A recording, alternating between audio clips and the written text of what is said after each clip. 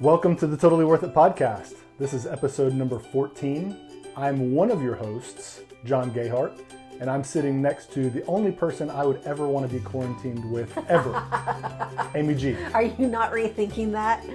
Not rethinking. About month 4 or 5? I was more convinced. What did Slater say the other day? Like something about your next wife or something like that? I'm like, what? Yeah, where does he get that stuff? Next wife. No idea. Okay, we're recording on a Friday, and it's during the day, and we may hear kids in the background. Maybe may start knocking on the door because it's the Friday of a 4-day weekend. Yeah. Monday's Labor Day, so no school. Right. And today, for whatever reason, is a teacher in service. It's student-teacher conferences. Very important. I'm all about having Yes. those days. I don't love 4-day weekends. No. 3-day weekends are tough. Yes. You add a 4-day weekend, and it is really tough. No fun. But we just got back from student-teacher conference. And it's not noon yet, and Mabry's already been through one t-shirt, ripped almost completely off. She's had some good times already. She's had some rough times already. She's been put in her room.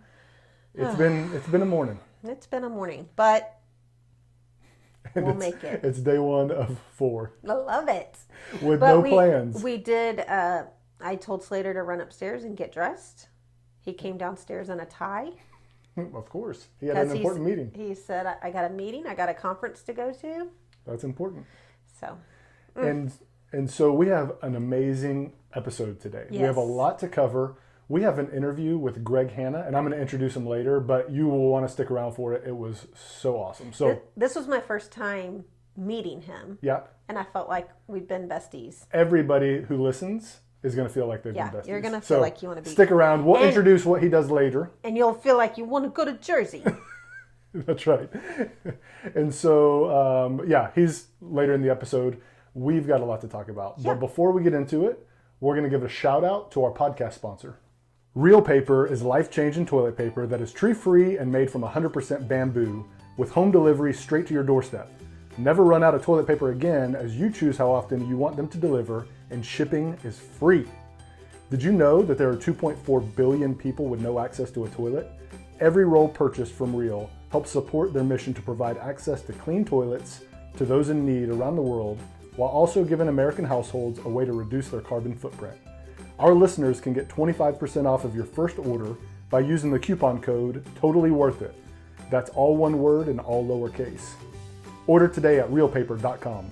Real Paper, do good, feel good. So the coolest thing about Real Paper, I think, I mean, it's a cool product. Their mission is cool. I love everything about them. This delivery thing, it can be life-changing. Like for us, you never want to run out of toilet paper. But for other people, I got one person in mind, and we can't say his name. But we have a good friend. He is like around 40 years old, somewhere around there, and he will not buy toilet paper at the store. He won't do it. Who this is? Well, we can't. I'll tell you off air. And it's because it's the funniest thing ever. Because this person has to be single. For sure single. But I was about to say, because there's no way. Because he thinks that when he goes to check out and he checks out with toilet paper, that he thinks that there's an awkward interaction, an unspoken interaction between him and the cashier is thinking, I know what you're about to do.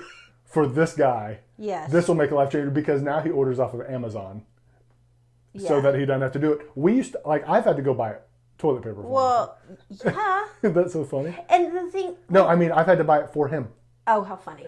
Okay. Because he doesn't like that exchange. I mean, everybody uses it. Hopefully everybody uses it. So Real Paper, love your product. Your regular shipping could be a game changer. We're going to get one guy signed up. We're going to get done. Done deal. All right. So Amy, now it's time for the segment called... See, what had happened was... What do you have for us this week? Well, I'm not scared of a lot of stuff. Would you agree? I would agree. You're not scared of near as many things as I am. Right. Like, there's not a lot of things that I would, lose sleep over. Tell me how you feel about this headline. Funeral home... I'm already out. I'm already scared. Scared now. Funeral home finds woman with cerebral palsy still alive. I'm horrified by whatever this is going to be. I'm already horrified because I don't know. Is this person buried? Is this person? Where is this person? Okay, I'll tell you. So this just happened, August 26th, in Detroit. Tamisha I'm a professional newswoman, so I did research how to pronounce that name, and I got 3 different answers. Boucher. But it's champ at the end. It's not how you pronounce Boucher. Anyways, Tamisha Boucher is what I'm going to say right now. Okay? 20-year-old woman. She was at home and had a seizure. Mm-hmm. Paramedics come, and I think that they tried to revive her. Okay? But, with cerebral palsy, it affects how your muscles work and so she was just having difficulty breathing. Mm-hmm. Okay? But the verdict is still out on whether the paramedics kind of gave up because of her being disabled or just assuming that she was already dead. And they're saying that, or they're at least mentioning a possibility that they gave up because she was disabled? Well, because of the disability controls your muscles and on and on and on. So it was keeping her from breathing. Okay. So she's still alive. I mean, she's in a body bag at the morgue. This says the embalmer went to open the body bag to start doing work, and she had a pulse and was breathing. So the paramedics at her house, do you know how she got from her house to the morgue? Was there a hospital visit? Yeah, no, there wasn't a hospital visit. She was pronounced dead on the scene. Yes. But now she's on a vent in the hospital. So she is still alive. But she has never come to, been able to talk or anything. Right. Or maybe she's nonverbal to begin with. She could be. Oh my gosh. The verdict is still out. Dun, dun, dun. This is a fear of anybody. Well, and this is part of the story says there's no question that someone made a mistake in pronouncing her dead. But who made it and how it happened is still unclear. And was there negligence? Or for all we know, they went through everything and her pulse wasn't showing up or something. Yeah. You don't always give people the benefit of the doubt, especially these days, but there's something like that could happen. So she's on a respirator in critical condition. Her heart rate is up, and her blood pressure is low. So that's hopefully she can pull through this. But yeah, after the seizure. And then some are saying that maybe she had a heart attack during that time as well. But the entire scenario is just, it's murky. There's not a good report to it, but so sad. It's going to come out, and we have to follow up. So you'll hear it here, folks. That's scary. That's scary. Okay, a body bag is one thing, but coffin in the ground, being buried alive. Anything? Can you imagine? No, everybody's afraid of that. Whether we know it or not, we're all afraid of that. When you hear a story like that. That might have to be the worst. And this story would be a strange story anyway, and it would be one that we would probably talk about anyway. The cerebral palsy thing brings in a whole nother part of the story. And that's what I'm most interested to see what comes out is, does the cerebral palsy piece, now I'm sure that it had an impact on how how she presented when she was there. Yeah. But whether that had anything to do with how they responded, that's where that's where it's really murky. Tricky. Yeah. That's where it's murky. I'm going to think no. I'm just going to say that I hope the not. fact that she had a disability had nothing to do with how they responded. The problem is, will we ever really know if that's why they stopped compressions and doing all of that kind of stuff? Right. So who knows? I think, listeners, correct me if I'm wrong, but I think Dr. Marlena Evans on Days of Our Lives was buried alive at one point. Sounds about it. She probably still is. I bet if we turned it on today, whatever scene you saw, she's still there. Probably. Because you turn it on every 5 years and it's the same. She might have been possessed by the devil at that point. Mm-hmm. She was at one point. So I will follow up on this story. I'm going to keep looking. But be praying. Oh, there's Mabry. Mabry in the background. Be praying for Tamisha. So what do you got? So I have a story that is a little bit along the same lines. I asked you if you had heard of Daniel Prude, and you said no. This is Daniel Prude. I heard about it for the first time 2 days ago, and I might have heard and just don't know the name. Yeah, and I've been reading up ever since. And so I'm going to tell you the story. First off, you need to know that this happened back in March, and it didn't get a lot of pub because of quarantine and because of COVID. He's in Rochester, New York, a 41-year-old black guy, Daniel Prude. And I think this was where I haven't been able to find real facts. All signs point to he's had a history of some mental health conditions. Okay. But other than that, seems to be an independent guy. So he comes to his brother's house in Rochester, New York, unannounced one night, and he's having a bit of a mental breakdown. Kind of storms in, things aren't going good, he's not stable. His brother's trying to get him under control. He storms out of the house, strips down completely naked, and starts walking down the street. Okay. So his brother calls the cops. This sounds like a Friday night at our house. Or a Wednesday morning. You never know. You never know. Sorry, carry on. So the brother calls the cops to say, my brother's having a mental breakdown. So does he have a diagnosis? Did you mention that? I couldn't find anything. Okay. I couldn't find any firm facts about his mental condition. Okay. All signs point to he had a history of it. Gotcha. But I didn't even find that for sure. So listeners out there, if I'm saying anything wrong, please call me out. Let me know. Just know it's, I'm doing my best. I really did try to research. 7 police officers come. They end up on the site. I don't know if they all came at once, but it ends up there's 7 police officers, and Daniel is being very cooperative. Okay. Now he's on his knees. He keeps spitting, but he's not spitting at them. He's spitting on the ground. Okay. So they put a spit hood on him. Okay. Okay. And now he's laying on the ground on his stomach and repeating the same thing over and over and over and over and over. It sounds to me like an autism type of repetitive thing. It doesn't say that. It just says over and over and over. So one of the police officers presses his face against the pavement until he's quiet. Okay. He gets quiet. They can't bring him back. The paramedics come, give CPR, take him to the hospital. The only option was to get him on a ventilator. 7 days of no brain activity. Oh, jeez. And his family pulls him off the ventilator. He passes away 7 days later. Did you see a video of this? No. In fact, one of the reasons that it's been so quiet, like we didn't hear about it. Now, New York was one of the hot spots for COVID. So it was that was all the New York stuff, okay? But there was no video. And so it seems that the police officers sold it up the chain that it was a drug overdose. Okay? That's all what happened.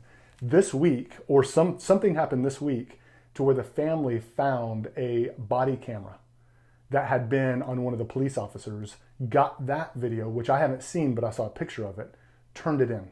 And that's when all this went down. And the autopsy comes back that it was basically suffocation. And so this week I was really hoping to share a fun story. After last week was real heavy and we talked a lot about social injustice, I wasn't going to go there this week. And that's not what this story is about. Yes, this is a black man. Okay. That's what a lot of the pub might go that route. That's not the route that's not the reason I brought this story. First off, let me just finish before I give my thoughts. That yesterday, the mayor of Rochester comes out and says this. I don't know the mayor's name. Mr. Daniel Prude was failed by our police department, our mental health system, and our society, and he was failed by me. Rochester's mayor announced the officers in the death of Daniel Prude have been suspended. Okay, so this is what I wanted to talk about. This is a huge fear of parents with special needs. Yes. And that fear probably looks different based on what their child looks like. And so you and I, and you'll hear a lot of people talk about, special needs doesn't have a certain look. Right. Right. Well, the reality is some special needs do have a certain look. You can't say, oh, you don't look autistic. Autism doesn't come with a certain look. But there are things, Downs comes with a look. And then some people you can look at them or observe them for 30 seconds and you'll know. Mabry's one of those. You can observe Mabry for 30 seconds, but we know a lot of people that you could be around them for 2 hours and not know. Right. You just wouldn't know. And so our fear is not really this. Our fear is not that a police officer is going to do something bad to Mabry. Our fears are more into sexual predators. Yes. Because she's nonverbal. Right. And how would we ever know? So that's where our fears are.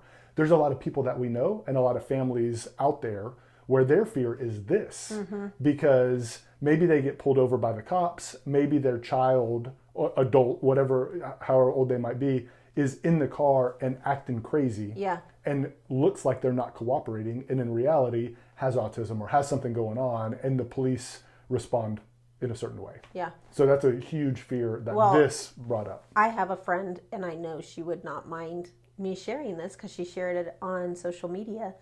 But her boys had the police called on them last week. They're 20 years old, and the police were called on them because someone reported that they were hitting their head against a wall. They weren't doing that, but I think just like social justice includes everybody. So it includes race. It includes socioeconomic, but it also includes special needs. So at the same time that we are retraining the way people think about race and about color, this is the same time to retrain our brains on how people think about those with special needs and mental health. My question is, this man's completely naked. What is he going to do to somebody when there's 7 cops there? We are not anti-police. We're pro-police. Absolutely. We love them. Police in our community are some of the most important people in Mabry's village. Absolutely. Love them. Absolutely. That's not what this is about, by the way. This is not. No. So don't send me your messages. We love police. I think that they are brave. I think that they do a fantastic job. At this time, though, I think it's a great time to retrain, teach, and there's a lot of police departments that are doing a fantastic job at this, learning, about autism. And I think autism's getting a good grasp. I think we need to work on mental health because obviously this seems like mental health. This seems like a mental health issue. Yeah. But yeah, the fears of parents of how their kid is going to react. That's the problem. We have a book at Blue Sky, and I have an emergency form for each client. And it says, how does your child respond to police, sirens? We need to know all that. And then the police department knows. And so if they were to pull up, we can say, hey, he's a runner. Or, hey, he may get aggressive. Yeah. So being able to know that. But that's at a safe place. That's at a therapeutic community. When you're at Buc-ee's, you may not have that option to be able. And even if, obviously most people aren't going to be by themselves. This man was. But if he had a family member there, would they even listen to him? Well, and the family member was there. And the brother was there. And that's part of this big thing, is the brother is the one who called them to say, help. Oh, gosh. And this is all, everything keeps saying of how he was being cooperative. It was the spitting and it was the talking repetitively. They wanted him to be quiet. And so this one it's hard to bring it to relate exactly to us. Right. Because mental health is not something that we even know that much about or have a lot of good answers, but it just brings up one of those fears that we deal with. We deal with it in a little bit of a different way, but a lot of parents that we know deal with this exactly. Yeah, and just if society knew more about autism, they would know flapping, stimming. Some people may want someone to calm down when they're stimming. If they knew that stimming did calm them down, like flapping their hands like that is calming them down, or, hitting their leg is calming. Like by stimming, they're trying to self-regulate themselves. Yep. And so I think more awareness.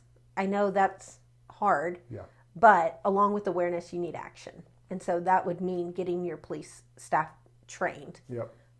Yeah. It's so sad. That's terrible. Well, those were 2 bad stories that we brought today. We need Man. we need to lighten this sucker up. We need to lighten it up. We need a dance party or something. What's the next segment? Well, isn't that special?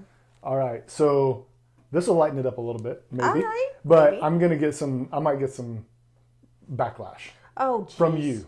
Oh, Maybe Lord. not. What'd you do? Amy, you heard me have this conversation with Jack in our house about 2 weeks ago. When I learned that, now, Jack and I are wired a lot alike, but there's some ways that we're different. And when I was his age, I was girl crazy. Mm-hmm. And I do not want to talk about Jack's relationships or whatever. That's his story. I don't want to. We're not here to share that. But he was telling me. So Jack is a part of Partners PE. It's one of his electives where he assists the kids in the special needs class in PE class. He did it last year, but he wasn't in the same class as Mabry. This year, he's actually in the same class as Mabry. Now, people who know Jack know that he has a heart for people with special needs anyway, and is super, super close with Mabry. And so in Partners PE, he's not one of her helpers. No. He's helping somebody else. Yeah. So he said, hey, I had to go chase Mabry down the hall today and rescue her. And I said, well, I don't know if he was rescuing her or rescuing her partners. Right. And I said, well, what did her partner do?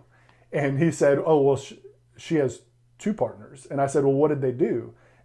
And he said, well, they didn't know how to respond. So I went and got her and brought them back. And I said, well, tell me about these 2 partners of hers. And he said, they're both girls. And I'm like, oh, okay. And I said, well, do you know them? Are you friends? And he said, no, they're seniors. And I dropped my silverware. It was during dinner. I dropped my silverware.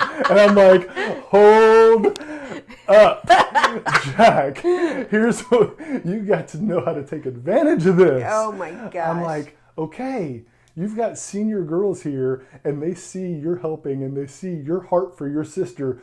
You got to play this. You've got to be, now you need to start, like, one of these girls could be your homecoming date. Oh my goodness. If you play this right, you've got, and so, we are not about exploiting Mabry. No. We're not about any of that. But hey, there's times when girls see Jack's heart for his sister. Yeah, for sure. And he's got to learn how to play that. For sure. So there you go. Isn't that special? Isn't that special? Sometimes you got to use it to your advantage. Sometimes you got to use this to your advantage. And when Jack learns this, I'm telling you. I am telling you. That's awesome. That's funny. So Mabes has been doing great at school. If y'all have listened to us any amount of time, she loves the school bus. She could ride on a school bus all day long. The problem right now is she doesn't want to get off the school bus. And it's not because she wants to stay on it all day. No. It's because she wants to be defiant. She's being defiant. But does she have a problem getting off the bus at school? At times. At times, because what you're talking about is on the way home. Right. And on the way home. Or once she gets home. Right. It's a long day. She's exhausted. She is so tired. It's just a long day.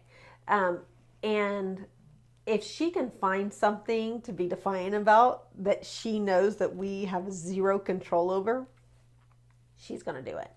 And so we've been having trouble getting her off of the school bus. One day in particular, we got her off of the bus.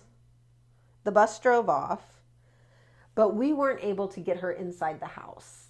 And so we're in the front yard, and I think she might have ripped her shirt all the way off. All the way. She was mad. She was fighting this day. She was kicking. She was punching. Yeah. We don't even know. We were all covering up and playing defense. At that point, she had on jeans, and I think they had dropped down below. I mean, it was more than a plumber crack. Yes. It was full on booty. Full moon. Full moon. And she was fighting mad. And Slater opened the front door and was like, "Oh, hello," like that. So we're trying. I think Jack was out there with us. Was out there, so we had 3 people to surrounded. And the house was playing defense on the other side, but hopefully we blocked the view from some of the neighbors. But hey, if you haven't had a full-on fight in the front yard with your naked 17-year-old, are you really living? And luckily, our neighbors love Mabry. They do. And they all know her. They know what's going on. They're not sitting there watching. Oh They're my probably gosh. keeping their kids from watching. They're like, hey, she's having a rough time. But she's also got this new high-pitched scream that could wake the dead. Mm-hmm. It is so loud. And so anybody's going to look when that scream happens. It's just... So, all that to say, it took a very long time. She was covered in grass when she got in. And all of this took place at 4:45 on a Tuesday afternoon or something like that. Yeah. But the best thing, and John and I talk about this all the time, like Mad Mabry is the worst. Like, it stinks. It's awful. Like, it's hard. I had a handful of hair pulled out. Oh, she bit my finger. My finger was gushing blood. So those things were just happening. But then when she gets inside, that completely exhausts her. Mm-hmm. So tired Mabes is the best. And in trouble Mabes. Those are the two best. Those are the best because she is just calm and chill. What our neighbors would be amazed at is if they saw what was going on in the front yard. Mm-hmm. And once they saw us go in, if they knew that probably 7 minutes later, she was already in pajamas. Yeah. And laying in my lap. Yeah. And we almost didn't hear from her again until the next day. Right. Like 7 minutes. Right. That's how quick of a turnaround. Yeah, I think you posted this week that even when y'all fight, like she's quick to make up. Yes. She forgets she has a memory like an elephant, but she can let it go really quick. She forgives. Yeah. All right. But she doesn't forget. But she doesn't forget. That's what I meant to say. All right. Amy G, what you digging this week? So I don't know if it's this week in general, but a couple of weeks ago, I learned about Google Forms. Yes. Do you know what this is? You've showed me. You've talked to me. I don't know why I'm late to the party. My friend Jenny introduced me to Google Forms. This is helping me so much in planning our big gala that's coming up for Blue Sky. It's coming up in October. Because you were showing me. I slowly adopt Google things one at a time because I'm such an Apple person. Yeah. So now I'm into a lot of the Google stuff, but I'm not on Forms. Forms is great. What you were showing me, I was like, oh my gosh. It's so great. And I don't know why I didn't know this. Like, schools have been sending them for ages, and I just now figured it out.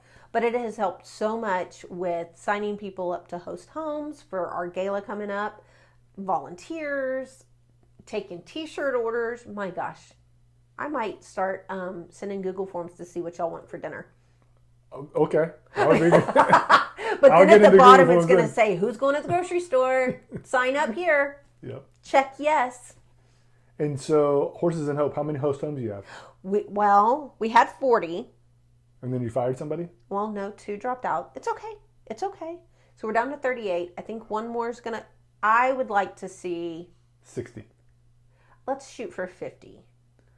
Listeners out there. Listeners. We can do 60. Hey, listen, guys. Can I do a little plug here? Yeah, do a plug. Okay, I would love to. So, Horses and Hope is our annual gala. Gala, depends on where you're listening from. Ruth calls it a gala, remember? A gala, that's right. So it's coming up October 17th.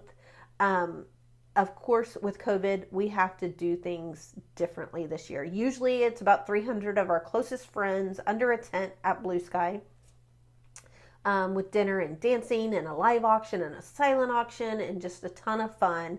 Our writers perform. It's a fun night, wouldn't you say? Oh my, it's one of the best. Highlights of the year. It's the best. So this year, of course, we have to do it differently. This gala is responsible for 30 to 35% of our annual budget. Crucial. So we don't have a choice of whether we have it or not.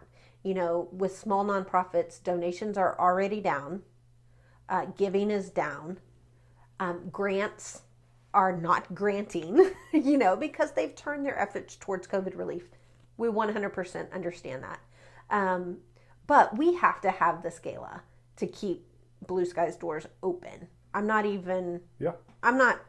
I'm not blowing that out of proportion. Like, Nope, that's not a bit. the serious truth. We're doing fine. We just know if this doesn't go well, we're going to be hurting. Yep. And that means that we won't be able to continue reaching as many special needs families. Okay? So, we have asked Friends of Blue Sky to host a mini gala at their house, and it can be as many people as you're comfortable with. I think most are doing between 8 and 15 people. And 10 is still the magic number 10's for the a magic gathering, right? Yes, 10's the With magic the number. social distancing. Now, if you're at some who have a big backyard, a lot of our people have horse farms, and so they're able to spread out a lot more than most. And this could be a formal dinner at a dining table. It could be on a picnic table. It can be lawn anywhere. chairs in your front yard. You just got to have a screen and the internet. Right? Yeah, that's it. If you've got Wi-Fi at your house, And Blue Sky's delivering dinner? we are delivering dinner straight to your door. But if they're not in the Dallas area, then what? We will get them whichever they prefer, but DoorDash, Uber Eats will get you some sort of credit that will deliver food to your door. So it's no cost No to cost be a to host home, and you get a free dinner. And wine and all your drinks. I'm going to be a host home. No, you're not. You're emceeing it with me. That's Jip. I got Good gosh. Anyway, so we're super excited about this, and we have a goal to raise $75,000 at this event. Easy. Well, we've never raised that much before. This year, you got it. So, listeners, if you're listening, really? Yeah, they want to listen to you speak at a gala. Don't forget, I'm emceeing. But you do not have to be local. That's what I'm saying. You can be in Austin, San Antonio. You can be in North Carolina. You can be in California. It doesn't matter. Just 10 friends at your house. Watch John and I act a fool. Just kidding. We're not going to. They're doing that right now. Hey, we're not acting a fool. It's a cool presentation. It's a cool video, and you just get to learn more about Blue Sky. You get to see videos that our writers made, and it's going to be a ton of fun. I can't wait. Can we October link- 17th. October 17th. All you got to do is send Amy G through Instagram a message that you want to be a host Send me home. a message, and we and will get done. you hooked up. Yes. It'd be super simple. It's a great way to get involved, but it costs you nothing. So you just hogged all the Whatcha Diggin time. Sorry. But I'm going to talk anyway. All right, Amy, here's what I'm digging this week. I've done a pretty good job in the last 10 to 12 years with trying to surround myself with people that can speak into my life. Mm-hmm. And it's been, I've intentionally had people that I felt could speak into my life. And then I've kind of also had people where I've spoken into their life. Yeah. And what I realized, and you helped me realize, you kind of called me out on this.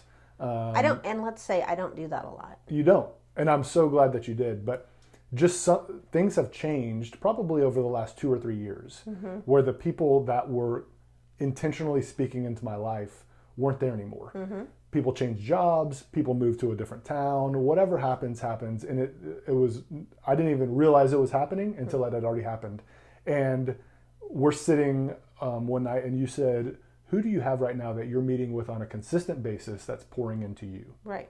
And you followed that up by saying, I see you constantly trying to, pour into people. Who's pouring into you? And I didn't have anybody. And so you and I together were talking about, well, who could that be? And all that to say, I'm now a few weeks into a regular weekly meeting with a newly close friend that it's life-changing. Yeah. It's now, it has me, and we're in the Bible each week, and we're having deep conversations, and it just gets me, it like reinvigorates and gets me thinking. And now the 6 days a week that I'm not meeting with him, I'm thinking about it, and I'm diving into scripture, and I'm trying to interpret something myself, and I'm wanting to speak more about it. And I remember that's how it used to be. Yeah. 8 years ago, whenever I was in the groove, that's how it was. And we were leading a couple Bible studies, and I was going to other Bible studies, and a season has just changed to where I haven't been into that. And so now, a few weeks into this regular meeting, I feel the change. And so that's what I'm digging right now. And that's my encouragement is, first, thank you for speaking that to me and calling me out on that. And anybody who doesn't have that, and I think a lot of people probably don't and don't even know where to start, and that's okay. Approach it however you think that you can. Yeah. But, we all need people that are pouring into us. That's right. And regularly and intentionally, not my buddy that I talk to every day. It's the intentional, we're going to sit for an hour, we're going to drink coffee, and we're going to do this. Yeah. And that can look different to everybody. The two people that I do that with aren't local. Yeah. You know, so it's usually group text, and that's just how it works. And you know, kind of my motto, I'd rather have 4 quarters than 100 pennies. Mm-hmm. So I don't have a ton of friends. I'm totally okay with that. I would rather have 4 like super close quality, just those my rocks, rather than having 100 acquaintances. So I encourage everybody to get at least 1 quarter. Does that make sense? Yeah, absolutely. Do you want to make that into a t-shirt? Everybody should have 1 quarter. Get your quota. Get your quota ready. All right, so let me introduce you to Greg Hanna. Greg reached out to me a few months ago through Instagram. I had no idea who he was. And we then talked a few times. And Greg works for the Office of Disabled Services at Villanova University. Villanova is in Philly, and we're in Dallas. And we know Villanova plays basketball. That's about it. We have no affiliation.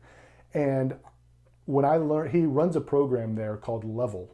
And when I learned about this program, I got so excited. And the reason that he reached out to me was just to find out how the Abled movement and how Run Mabry Run could be a part of their organization and how they could support us. But since then, I've been on a Zoom call with their leadership team. It's all student run. Their whole mission is to really amp up this inclusive campus at Villanova University. But they don't do it as just make sure there's ample ramps to get into the classroom. It's how are you included socially, and how do you thrive socially to help your college experience? And so now Greg, just his personality, when you listen to him, you will be fired up because he's fired up. Yeah, you can hear the passion in his voice. We've got the full 1-hour interview on our YouTube channel that you really need to go watch from. And let me tell you who's going to benefit. Who's going to benefit is if you have a student that has a disability, a special need, a handicap, but is going to go to college, has a future of going to college, you need to listen. If you are a parent of a student who is a normal student but has a heart for special needs and wants to be a part of that on a campus, you need to listen. We have a nephew who is majoring in special education. Right. He's a student right now. He's a football player. Zane, you need to go listen. You need to listen, and you need to start this program. Because this is going to give you so much hope. Not that your kid has to go to Villanova to experience but give you so much hope of what can happen on a college campus. And college is not in our vision for Mabry. Right. She hasn't passed a first grade math test, much less getting ready for college. But I'm so hopeful for other families that we know that do have kids going to college. And I'm so hopeful for people like Jack, who I could see him doing this when he's on a college campus, if he goes on a college campus. So I'm telling you, this interview is fire. You need to go not only listen to it now, the 15-minute version, go over to our YouTube channel and watch that 1-hour version, because Greg is going to fire you up. It is good. So I hope you enjoyed this interview with Greg Hanna.